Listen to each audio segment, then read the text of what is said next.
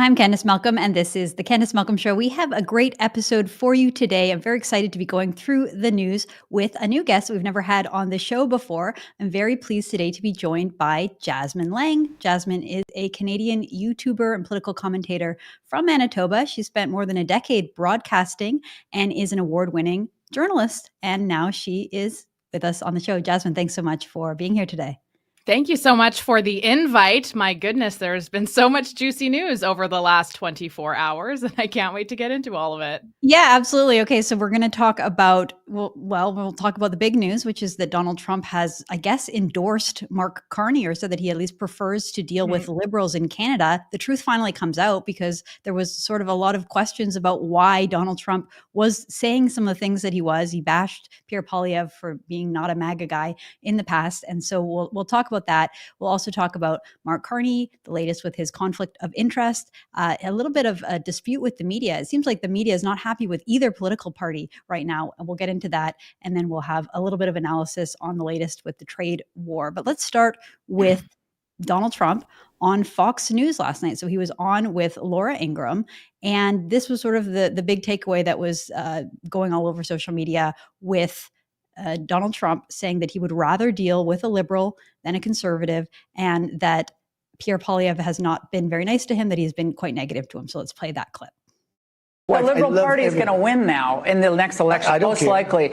And they were down and out. Isn't that going to make them more hostile to us and possibly I'd rather deal with a liberal than a for China, closer to Canada, and that would really put us in a bind. The conservative that's running is stupidly no friend of mine. I don't know him, but he said negative things. So when he says negative things, I couldn't care less. I think it's easier to deal actually with a liberal. So has Pierre Poilievre really said negative things about Donald Trump? I don't know that he has. I think this might be the closest that we have. Let me just play one more clip. This is Pierre Poilievre. I think this might have been the most negative that Poilievre has ever gone towards Trump, and we'll let the audience judge for themselves. So let's play this clip. This is from March 7th. My message to the president is this: knock it off. Stop the chaos. You are hurting your workers, your consumers, and most immediately destroying trillions of dollars of wealth on your own stock market. You're attacking a cherished friend of the United States, and you are strengthening America's enemies by going after America's friends. So I see, Jasmin, some criticisms of policies, saying that we don't agree with what you're doing, but I don't know that Pierre Poilievre has ever actually said like negative things about Trump. So what do you make of this entire exchange? And do you think it might oddly be good for Pierre Poilievre? You know, I'll be honest, I am so torn on this issue because there's been a few comments by Trump that I don't quite understand them. Like even that initial interview that he had done where there was the audio that leaked, or not leaked, it was published, but it was widely shared, of him saying, oh, you know, Poilievre, he's not a mega guy. And at first I thought about that and I thought, oh, that's going to be good for Poilievre because unfortunately Trump derangement syndrome is very strong here in Canada. And the more I looked into it, though, the more I thought, what an odd statement that was to make. And it just seemed weird. And, then this as well, coming after Donald Trump tweeting on Truth Social, I think it was about a week or 2 ago now, 2 weeks ago, where he said that he was coming on to the fact that Justin Trudeau and the Liberals were using Trump derangement syndrome and the tariffs in order to boost them in the polls. And so then to have this comment again, where he says things about Poilievre that don't really make a whole lot of sense. Poilievre hasn't said anything harsher about Donald Trump, surely, than that of the Liberals, the NDP, the Green, or even any of their supporters. And it just seemed kind of odd. And, do I think it's going to help them in the polls? It's all about that media spin. I've seen some headlines already today where people are saying that this is a good thing for the Liberals because it's showing that, oh, see, Donald Trump, he's not going to negotiate with Pierre Poilievre because he thinks he's mean, but he would negotiate with Mark Carney. And to that I say, does he want to negotiate with Mark Carney, or does he think that Mark Carney is weak and the Liberals are weak and therefore it'll make his end goal easier? And I truly am. I need to get in contact with some people from Trump's team here to be like, what is happening? Are you trying to help them? Are you actually just speaking off the cusp and this is what you think? The whole situation is just so bizarre. And moreover, I'm so disappointed in the landscape of Canadian politics where comments like this from the president in the United States could actually sway voters one way or another. It's like there's so many other things that are unbelievably important, that are actual threats to our democracy, our sovereignty, our happiness that are happening. And nobody's paying attention to those things because somehow Donald Trump has become the driving force of who's to be the next prime minister of the country. And that's so disappointing. Well, it was this black swan moment in Canadian politics because 2 months ago, Pierre Poilievre was cruising to a very easy majority government. And, there was no chance that the Liberals had any opportunity to regain in the polls with Justin Trudeau. And look at how much things have changed in the last 2 months because of Donald Trump. Like we went from an election where the ballot box question was going to be cost of living and probably carbon taxes to now all that anybody cares about is Donald Trump. So anytime Trump mentions Canada, it is like the biggest story in the country, and we have to parse through it and try to understand. I want to play a bit of a longer clip because, the one that I showed earlier of Trump is the one that's everyone's talking about, and he seems to endorse the Liberals, presumably because he wants Canada to be weaker, right? So it's almost like a reverse endorsement saying, yeah, Canada, if you want to become the 51st state, if you want to play into Donald Trump's hand, go ahead and vote Liberal, and that will basically deliver Canada to Donald Trump. That's kind of what he's saying. And you can see it more in the longer exchange. So Laura Ingraham, to her credit, really pushes back against Donald Trump. So she asks him, like, why are you picking on Canada? He says, here's my problem with Canada. It was meant to be the 51st state. And then he talks about lumber, how we have our own trees, we can build our own automobiles. We don't need Canada for trade. And then Laura Ingraham says, but you're tougher on Canada than you are on some of our adversaries. And Trump says, only because they're meant to be our 51st state. So he's really obsessing over this idea that he wants Canada to be the 51st state. Like it's almost like the more he says it, the more he convinces himself that it is a real thing. And then Laura Ingraham pushes back and says, but look, we need access to their territory. Canada has a territorial advantage, and we don't want them to get too close to Canada, which is an obvious point from the American perspective. It's like, if you push Canada away, you're going to inevitably push them into China's sphere of influence, which is really, really bad for America, considering sort of North American security. And then Trump starts sort of going off about how Canada's nasty, and it's all about Justin Trudeau. It's all about how he dislikes Justin. He dislikes the way that Trudeau's team handled the negotiations last time around, which I think is all very valid concerns. I thought that the government were incredibly disrespectful and counterproductive in their messaging. Like they cared so much more about bashing the Americans and bashing Trump to their Canadian audience at the time in 2017-18 when they were renegotiating NAFTA than they did about making a deal with our neighbor and our closest. And then Laura Ingraham and Donald Trump get into a back and forth about the trade deficit because Trump repeats $200 billion. And I don't know where he gets that number from. And Laura Ingraham saying it's not $200 billion, it's $60 billion. So let's at least, use the correct number. And then he goes back and forth. And then Trump starts talking about how he loves Canada. And that's when we get into it. So we put together a little montage so you can sort of see the back and forth. This is a little bit of a longer clip that we usually play on the show. It's about a minute and a half, but I think it's worthwhile to show. So let's play that clip. Here's my problem with Canada. Canada was meant to be the 51st state, because we subsidize Canada by $200 billion a year. We don't need their cars. We don't need their lumber. But you're tougher with Canada than you are with some of our biggest adversaries. Only because it's meant to be our 51st state. And okay, but but listen to this for a second. We need their territory. They have territorial advantage. We're not going to let them get close to China. Look, right? I deal with every country, indirectly or directly. One of the nastiest countries to deal with is Canada.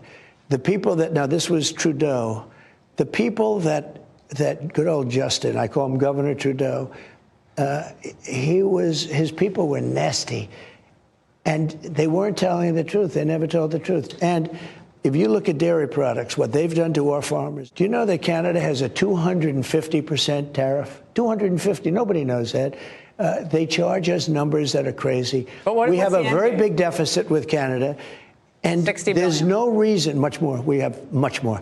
And you say 60 and I say 200, but it doesn't matter. So your end game is what with them? My end game is I don't want to have a big deficit. I don't want us to pay $60 or $200 billion to a country that if they were a state, it would be cherished.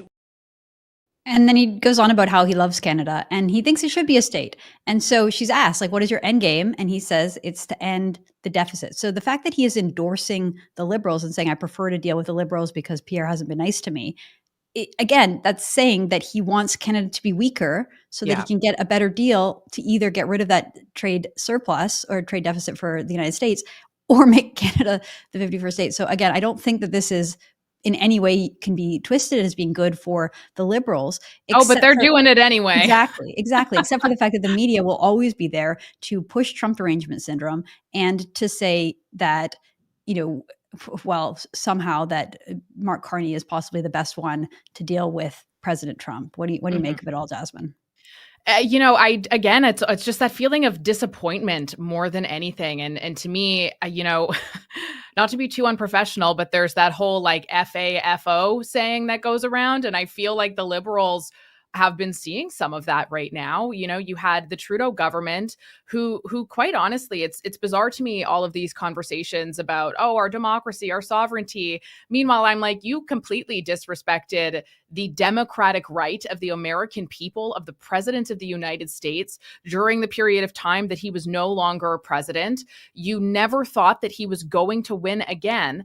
And so you used that opportunity over the last number of years to smear him and make these illogical comparisons of Canada's conservatives, which by all accounts are not even remotely close to Republicans. And you use that opportunity to create this fear in your nation that simply doesn't exist. There's no real reason why any of it needs to exist that I've been able to find thus far.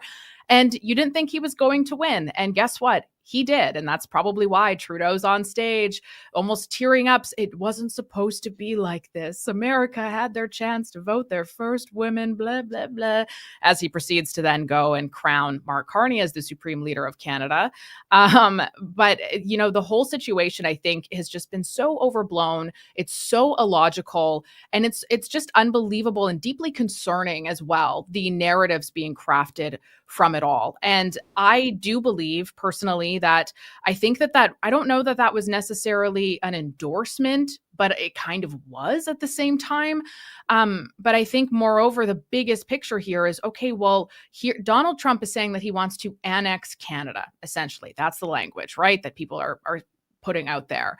And he's saying that him getting what he wants will be easier to achieve under a Liberal government. The Conservatives haven't been very nice to me. And that's just a bizarre comment to make to begin with.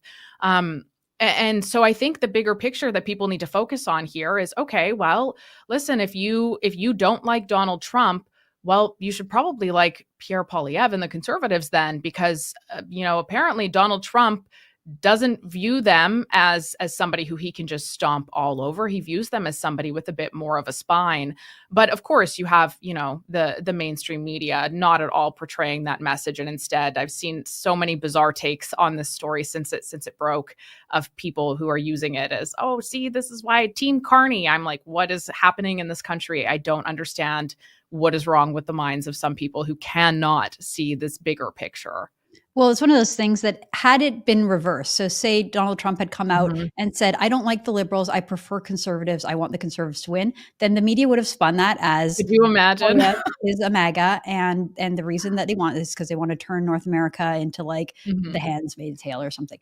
And so it's like either way, whatever Trump says, the media and the Liberal Party will go into like complete spin mode to use that to promote Mark Carney and to criticize Pierre Poilievre. But then I have seen a lot of criticism of Pierre Poilievre on the political right as well. We've talked about this before on the show, that people wish that he had made a message that was just different than the Liberals. Like now, when it comes to Trump and trade, there's not much daylight between the Liberals and the Conservatives, even with the retaliatory tariffs that both parties agree that we need to implement. I personally think that tariffs are a terrible idea, and a much better approach would have been to try to negotiate with Trump and to try to say, look, Donald Trump is raising some very valid points. We need to crack down on our fentanyl industry. We need to secure our border. We need to fix mass immigration. We need to fix illegal immigration. Let's use this as an opportunity to make Canada better and fix so many of the mistakes that Justin Trudeau made over the last decade. Instead, we kind of have this, who's going to be the bigger, who's going to push back against Donald Trump more, and who's going to thump their chest harder and wrap themselves in the Canadian flag more. And so we saw more of that from Pierre Poilievre. So in response to Trump's comment this morning, Poilievre went on to X and he wrote the following. He said, last night, President Donald Trump endorsed Mark Carney. Why? Because, as Trump said, he's easier to deal with and knows that I will be a tough negotiator and always put Canada first. Carney is weak and would cave to Trump's demands, just like he did when he moved his company headquarters from Canada to New York City. Canadians don't want a weak and conflicted leader. They want a strong prime minister who will put Canada first. Pierre Poilievre was speaking at a press conference in Sudbury, Ontario, and he basically just said the same thing. I won't play the clips, but he basically just repeated that message. So, Jasmin, do you think that that is an appropriate response, and do you think it will help Pierre Poilievre? Well, I personally enjoyed the response. But having said that, I do think a lot of people are tired of hearing about some of the same talking points when it comes to Mark Carney. Do I think it will help him? Not particularly. I have been feeling I don't know that the response I assumed the Conservative Party would have to all of this has certainly not been met. It's bizarre to me, and I understand, of course, we have this Canada first. We have this unbelievable Trump derangement syndrome. That's the best way to describe it, where as a party leader, it really does appear that Donald Trump is going to be the winning ballot question, really, which is really unfortunate. And there are so many other things that Conservatives traditionally would do that they just haven't. They have kind of just mimicked a lot of the same talking points. And it's bizarre to me that no party at all has said, we're going to work with Donald Trump to make sure that we maintain all of this. Rather, the conversation is about, oh, well, we're gonna keep doing all the same stuff that we're doing. And we're going to ask, Donald Trump to not say those things anymore because it's not true. It is, I don't know. The response back from all parties has felt very weak to me and not productive. It's just the longest story of all time at this point. The fact that we are how many months later since we first got word of this, and the same things are being said from both parties is beyond me. Like, somebody needs to actually come to the table finally and say, yeah, we're not going to tax our citizens even more. How many reports have we heard of other industries as well coming out saying that the Trump tariffs will hurt, but the Canadian tariffs are going to hurt them so much more in terms of their industry. And it's a tough spot to be in. I understand that politically. But also, I think it's really important to recognize the bigger picture here. And you're never going to win this by just reiterating the same things and, oh, we're just going to tariff you back. That's silly. We need to actually come to the table. And what do you want, Mr. Trump? Here's what we want. Okay, let's get some of those negotiations going, because I don't know why some people may call me silly, but I still have quite a hard time believing that this is actually about Donald Trump wanting to annex Canada. There is no way Donald Trump would want even more Democrats in the United States. Well, exactly. I mean, I tend to think that at first he said it as a joke, and then the more he said it, the more he started to convince himself that it's true, that Canada, we rely entirely on American trade and American defense. And so if we don't have like our own market that we can survive without American trade, and we can't defend ourselves, and Canadian politics is built upon everybody bashing the Americans and the smug anti-Americanism that exists mostly in Laurentian Canada, but certainly among the elites in politics and the media, then it's like, why would they put up with that? And it is interesting to see. Now, I want to shift gears a little bit here, Jasmin, and talk about Mark Carney, because he was in Europe, and it was a little strange, right? He becomes prime minister over the weekend. He gets sworn in on Friday, and the very first thing he does is head to Europe, which is not something a Canadian prime minister would typically do, right? The Americans are our closest and most important ally and partner and we're having a dispute with them, you would think he would go down to Washington, or even better, you would think he would just stay in Canada. Like, he just became prime minister. You'd think he'd like go and do events in his own country. But instead he jets off to Europe. And we covered this extensively on the show yesterday, but I just want to reiterate a few points. So I think that Mark Carney did this because he wanted to appear like he was shifting away from the Americans and say, look, I can rely on all of my old alliances and friendships when I was the governor of the Bank of England and when I was a chairman of the World Economic Forum and when I was a special envoy to the United Nations. Look at my fancy elite globalist friends. I'm going to go over there and sort of flex my globalist muscles.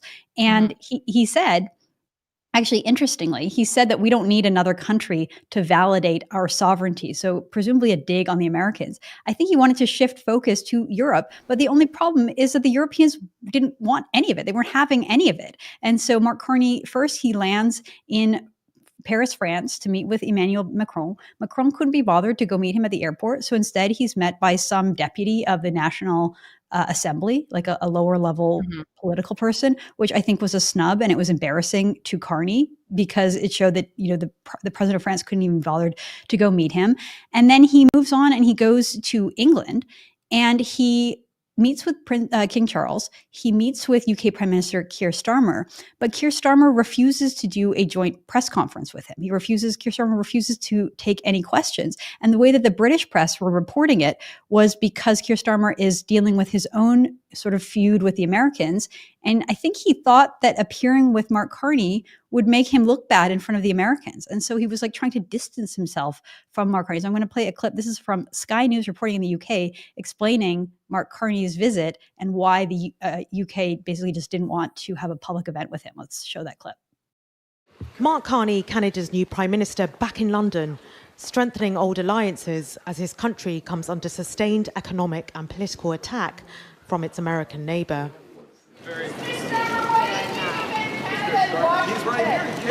He was looking for firm support from his British counterpart. We're at a point in history where the world is being reordered, and your leadership, the leadership of the UK, I think can be decisive. There were warm words from Starmer. The relationship between our two countries has always been strong. Two sovereign allies, so much in common. But no joint press conference. The British Prime Minister wasn't taking questions. He has our own relationship with the US to think about.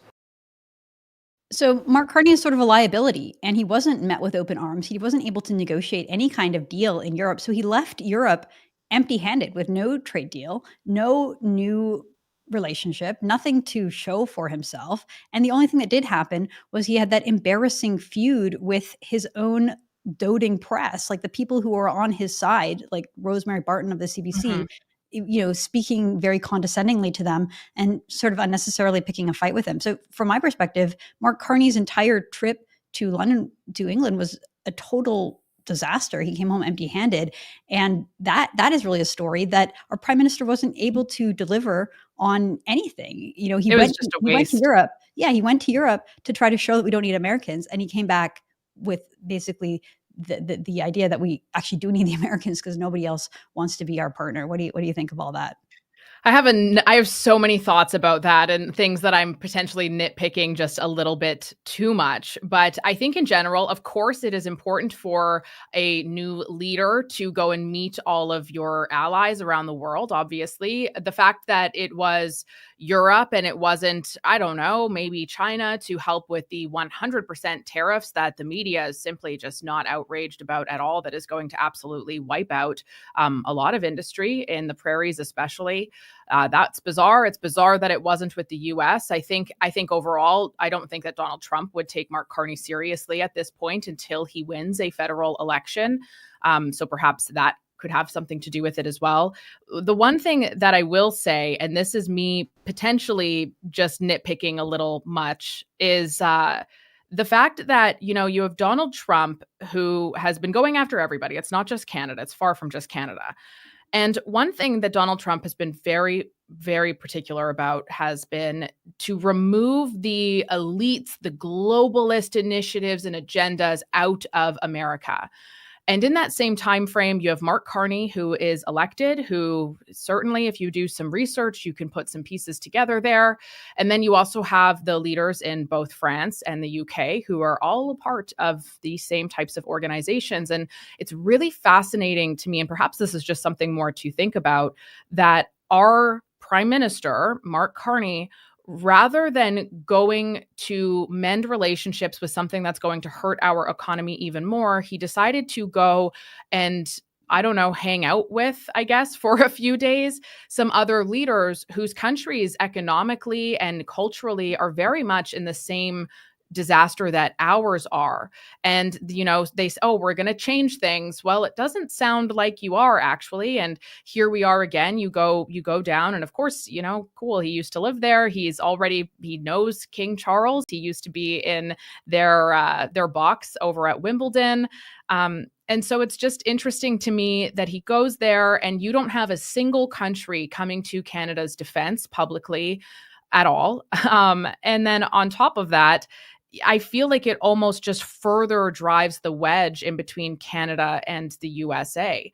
And I don't understand what the purpose was. I think it was a massive waste of dollars, not to mention the fact that Justin Trudeau and Melanie Joly were both in those exact same regions weeks ago discussing the exact same things. So what was the point?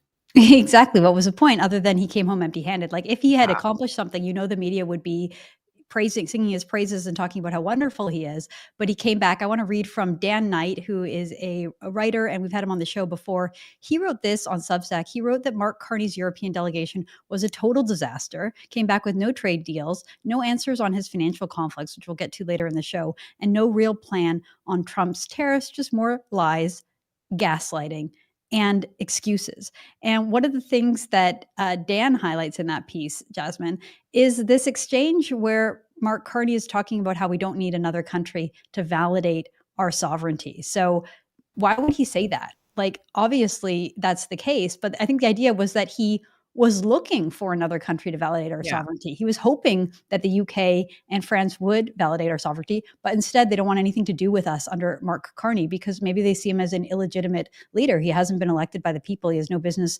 leading the country. We should have a general election, but I think he's too afraid to.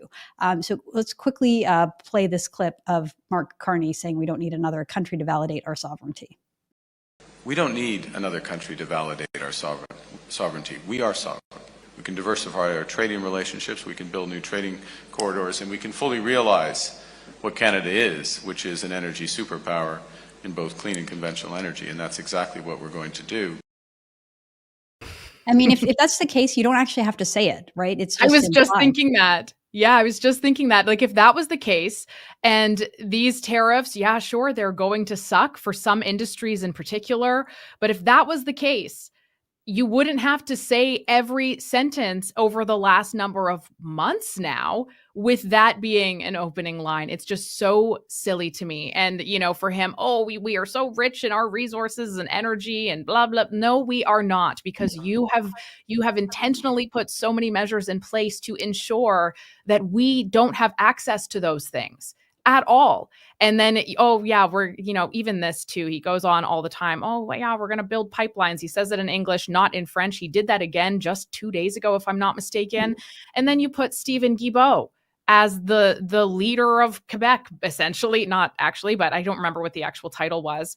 But then you put him there and it's like, okay, great. So I guess we're just never getting pipelines, I suppose. And, it's just the entire response to this situation has been nothing but weakness. And I fault all parties for that, because if this wasn't an issue, if you were a very strong country that was very united, you weren't in a post-national state where you had increasing unemployment rates, increasing homelessness rates, and all of these awful things that are just destroying our society. If you really were what you claim to be, the moment that Donald Trump would have said that, it would have been met with a laugh, and you would have just what a stupid thing to say. And you would have never given it attention. And do you want to know what would have happened if you never gave it attention? I'm willing to bet Donald Trump likely still wouldn't be saying that, but you gave it so much attention, you ran on it. And that's why the situation has gotten so much worse, because you're using that almost for political points. And unfortunately, it's working. Well, you're right. And just even the idea, I think that Mark Carney really has benefited from Donald Trump. He should be sending flowers to Donald Trump, thanking him for making Trump the biggest issue in the campaign, because then it allows Mark Carney to come back on this, like, I'm a trusted hand, look at what I've done for the economy. Of course, when we look into those claims, they're not entirely true. Like, he claimed that he helped Paul Martin balance the budget. Yeah. Turns out he was a university student when Paul Martin balanced the budget, and he didn't live in Canada. He became a banker for Goldman Sachs between Hong Kong, Tokyo, and New York. So he wasn't even around at all when the budgets were balanced. He claimed that he helped balance the budget and steer the ship for the Harper government in 2008 financial crisis. And Harper came out and said, actually, that wasn't you at all. That was Jim Flaherty, the late Jim Flaherty, the finance minister. And so he tends to like overinflate his role. And the sad thing is that too many Canadians are falling for it. But Jasmin, I think the reality is that Mark Carney's just not very good at this. Like, No. I think that people have this idea of Mark Carney. Well, first of all, I would guess that fewer than like 25% of Canadians even knows who Mark Carney is. Like, I don't think that the average Canadian could tell you who the prime minister is at this point in time. Mark Carney was a civil servant, a backroom operative, an economic advisor, and a globalist banker. He didn't necessarily have the highest profile, but the people in the know, like the elites in the media, they all know Mark Carney really well, and they all love Mark Carney. But the more that we see of Mark Carney, the more we realize that he doesn't have a lot of experience in this. His temperament isn't necessarily very good for this. He kind of has this like very condescending, talking down to you. I know better than you. I'm smarter than you. And how dare you question me? And this really came out in the exchange with the legacy media in London on Monday. I played this clip. I think it's worth playing it again. This was interacting with the press. So we just put together a short little montage to refresh everybody's memory of how Mark Carney was dealing with a press who want nothing more than to praise him and love him, right? They're interested in the conflict of interest because Canadians are. They would never touch any of the deeper social questions that we have about Mark Carney or any of the bigger controversies surrounding his time in the UK.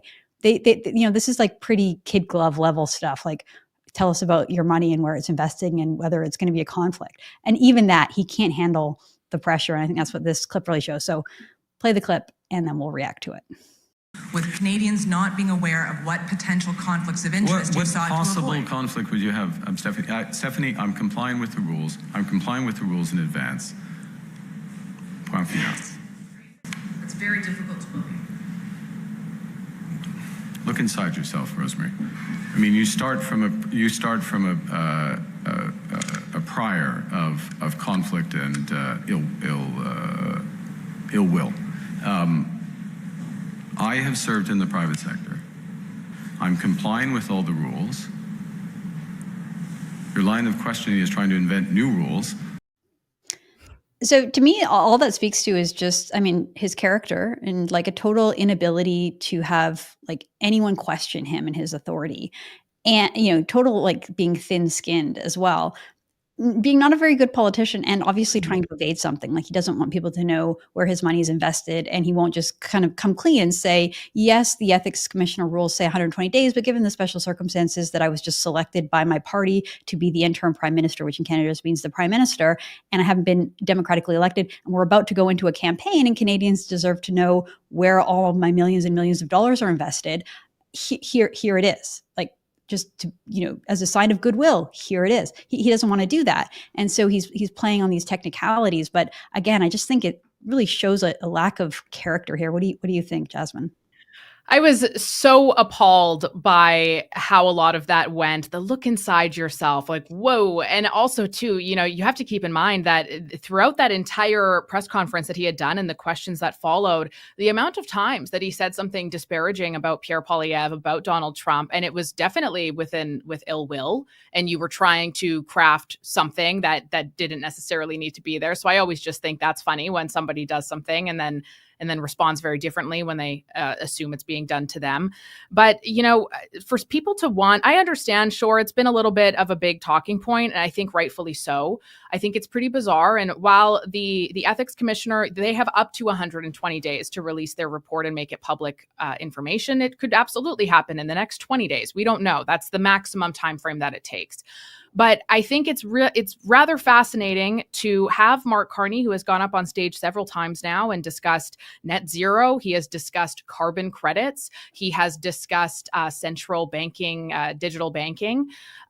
These are all things that Mark Carney, as far back as 2015, if I'm not mistaken, has been advocating for. Many of these things he has actually designed how they would roll out, and he has unofficially lobbied governments to impose certain measures about these very things. And so it's bizarre to me to have him say, what possible conflicts of interest could there be, while in the same breath also discussing these programs, initiatives, ideologies that he's very much involved in, that his investments have very much been tied to, that have made him achieve more wealth in a few short years, really, than any Canadian household will see in their entire lifetime. So I think it's a very fair question to ask. And of course, we won't know the answer of that. And even when the ethics commissioner comes out, it's not like we're going to have this full, complete list of all of the pieces that are tied together.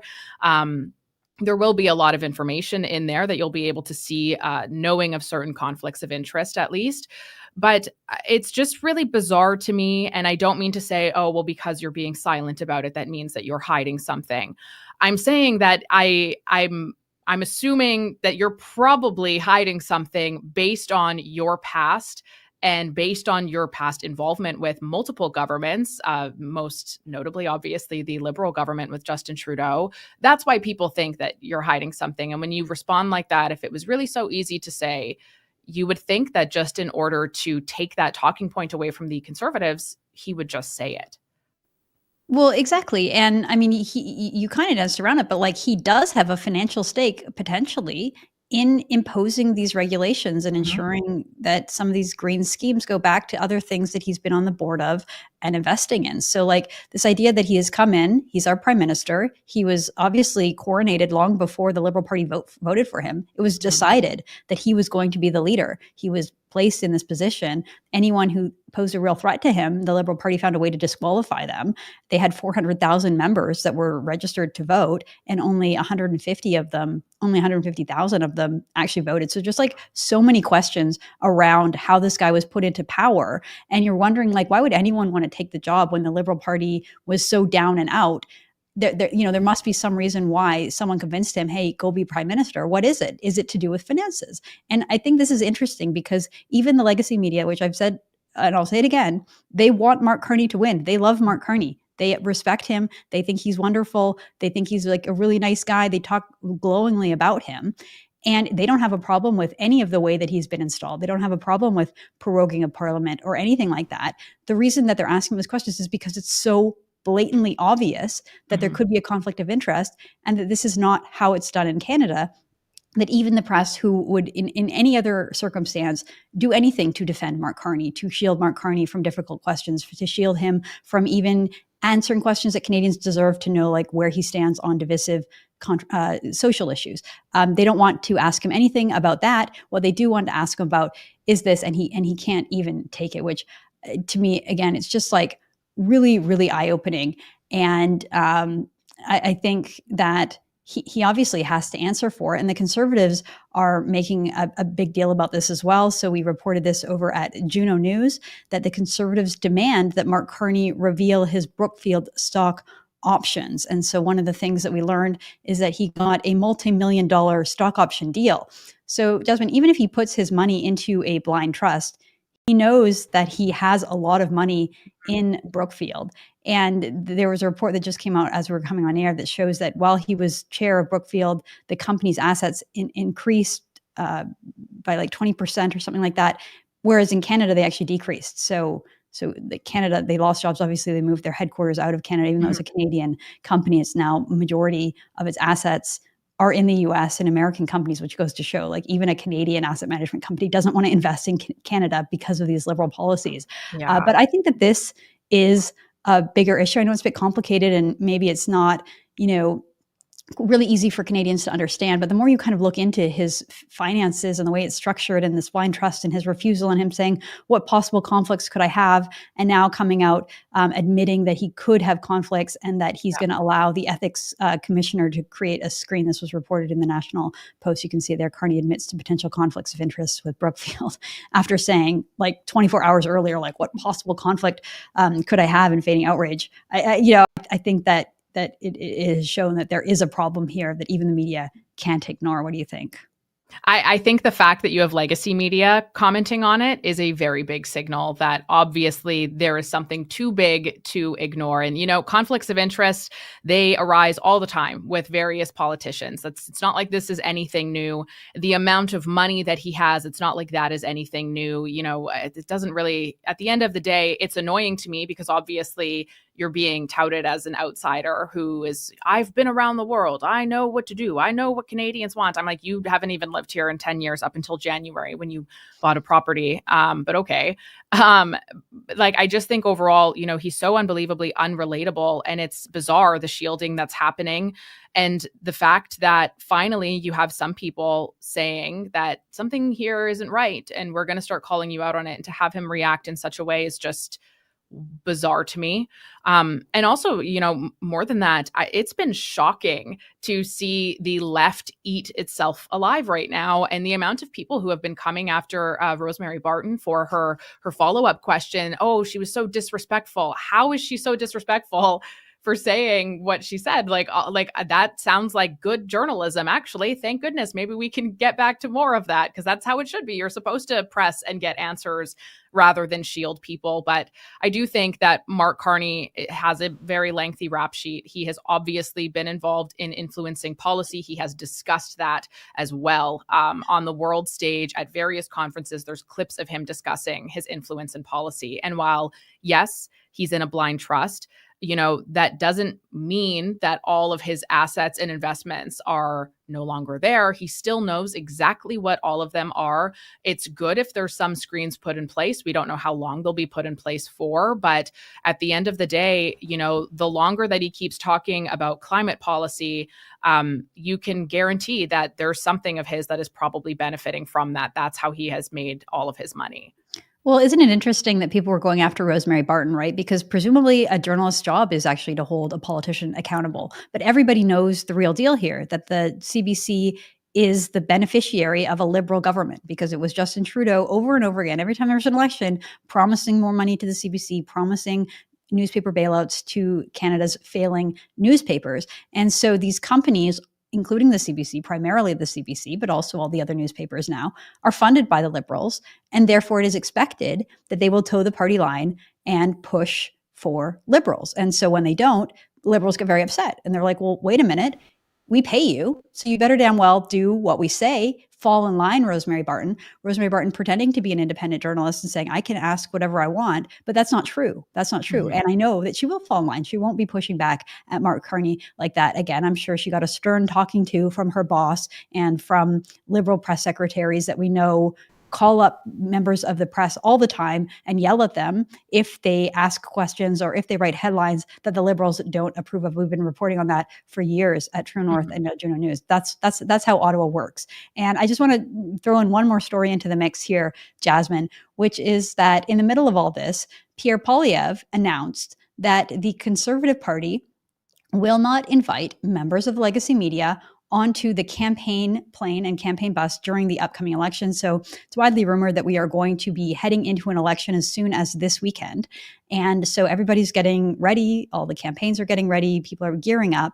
And in the midst of that, we got an email that was sent to the media from Jenny Byrne. Jenny Byrne is the national campaign manager for the Conservative Party. And she basically just says, well, I'll read from it. It says, hello, I'm writing to you today to update you on the plan for the Conservative Party campaign. We want to first stress that we'll be running a campaign that ensures strong, fair, and equitable media access. As you're aware, costs for travel have risen considerably. At the same time, so is the capacity for digital and remote access to public events. And then she just goes on to say that there will not be a media contingent on a Conservative bus or plane, though we welcome and encourage participation at all public events. So For those who might not understand what this is all about, during a national campaign, even during provincial campaigns, each party will travel around the country or the province sometimes in a plane, sometimes in a bus. And as a journalist, as a member of the media, you can pay, and it's quite a hefty fee. You pay thousands, sometimes tens of thousands of dollars to embed yourself into the campaign so that you can travel, so that you can get extra special access to the party leader and go around to events, and then you go and write about them. And so this has just sort of been part of Canadian politics for a very long time. And well within their prerogative, well within their rights, the Conservatives are saying, no, we don't want the legacy media on the inside. We don't want them following us around. We don't want them to have this kind of special access to us. We would actually rather just go around the country and talk to Canadians and talk to local journalists. So if we are in Manitoba, we want to talk to the reporters from Manitoba. If we're in Newfoundland, we want to talk to the reporters from Newfoundland. We don't need these Ottawa journalists who, let's be real, they all hate the Conservatives. None of them will be voting for the Conservatives. They will be going out of their way to nitpick Pierre Poilievre, to look at him with a microscope, to try to create a scandal over anything that he does, anything possibly that he does. This is exactly what they did with Andrew Scheer, is what they did before that with Stephen Harper. To a lesser extent, Aaron O'Toole. I think Aaron O'Toole was his own problem in the 2021 campaign, but still, the media were going out of their way. I just remember one thing. I think there was a video at some point where Aaron O'Toole had gone for a run, and then he came home and he asked his wife to get him a beer so that they could sit and have a relaxing evening. And the media made a huge story about it. Oh my goodness, how dare this man ask his wife to get him a beer? What a sexist, what a horrible person. You know what the media does. They do it. They always do it. They do it time and time again. And so you know what? Good for the Conservatives, good for Pierre Poilievre to say, you know what? You're not invited. You're not allowed. You can't come on our plane. You can't come on our bus. And just to remind the viewer that the Liberals do this all the time, right? It was Andrew Lawton reporting for True North. We wanted to embed him on the Liberal campaign in 2019. We were willing to pay the money. We were willing to do everything. They openly allowed all the other media outlets to do it. And they said no to True North because they didn't like Andrew Lawton, or because they believed that independent media shouldn't be on the campaign. We ended up suing the Trudeau government during that campaign. We won. And so Andrew Lawton eventually did get to go and ask questions of the Prime Minister. But the Liberals do this stuff all the time. Nobody cares. The Conservatives did it. And oh my goodness, did the media lose their mind? So just a few examples here. We had Toronto Star columnist Althea Raj writing about it on X, just saying that it won't happen. And oh my goodness, how dare they, basically. Paul Wells also wrote about it on Substack. Paul Wells sort of said that, well, it's up to them. They don't have to do it if they don't want to. They probably should, but they won't. But lots and lots of reactions from the legacy media, clutching the pearls and condemning the Conservatives for not allowing them to do this. I wouldn't be surprised, Jasmin, if the Liberals do the same thing. If the Liberals just say, yeah, we're not going to allow with media. Mark Carney. Yeah, probably. Given how bad he is at this, and every time he talks to the press, he, steps in it. I think that maybe we'll have a campaign where the legacy media and the Ottawa press gallery is just completely blocked out from both sides, which I think would be kind of fitting and deserving and entertaining. What do you think? I do definitely agree with that. I think it's weird just solely because it's such a almost tradition, I suppose. I certainly understand the motive behind it. And again, it's not that he's running and hiding from anything. It's that they're doing a big campaign tour, and that's maybe I don't want to have CTV News misquoting me with everything that they hear me say behind the scenes. And I think that is definitely very fair. I think if Mark Carney doesn't do that, it'll probably end very poorly for him. So I almost kind of hope that he does allow the press on his. But, I think as a whole, one thing, if I could say anything at all to the Conservative Party of Canada, it would be, if you're choosing to do this, great. I understand it. Okay. But also you should really, really be speaking up more on independent podcasts, independent sources, things like that. It's so imperative, because if you aren't going to have the mainstream legacy media with you during those moments where perhaps they won't go to your events, maybe they won't know about them, or they'll lie and say that they didn't know about them, and then you won't get as much coverage as other candidates who do allow them to come by, it's going to be more important than ever to get people to get to know you, and I think too, the Conservative Party has been smeared and lied about, and there's been so much misguided, disingenuous publications about them and stories about them. And I think it's about time that Canadians stop believing every single thing that a headline reads, and that there's more of a taking advantage, I suppose, of the amount of people like yourself, myself, and so many others who would absolutely love to have a sit-down conversation. And I just think that could be really beneficial, especially if they're choosing not to have media that will be reporting on them in a little bit more of a casual, behind-the-scenes way. Right, like in a non-adversarial way. Like, let's get to know the leader of the party better. Let's get to know him in maybe different settings and environments other than just political interviews. I think that's absolutely right. If anyone from Pierre Poilievre's team is watching, we would love to have Pierre Poilievre back on this show. I know that Jasmin Laine would love to have him on her show. So definitely we'd like to see him go out there and do more interviews. All right, Jasmin, thank you so much for joining the show. It's been great to have you. That is Jasmin Laine. Go check out her YouTube page. It's really good, really entertaining. And that's all the time we have for today. Thank you so much for joining us. We'll be back again tomorrow with all the news. I'm Candace Malcolm. This is the Candace Malcolm Show. Thank you and God bless.